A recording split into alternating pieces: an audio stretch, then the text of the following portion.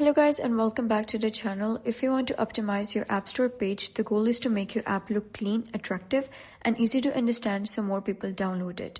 First, start with your app name and subtitle. Make sure the name is simple, searchable, and includes keywords that describe your app clearly.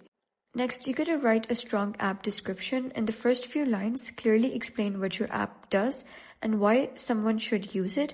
Keep it short, simple, and benefit focused. Now focus on your screenshots because this is one of the most important parts. Use clean designs, add fun mockups, and highlight key features with short text like fast, easy, or AI powered. After that, add a good app icon. It should be simple, high quality, and instantly recognizable even at a small size.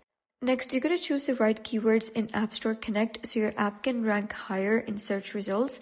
And finally, make sure your app ratings and reviews are positive because social proof plays a big role in conversions.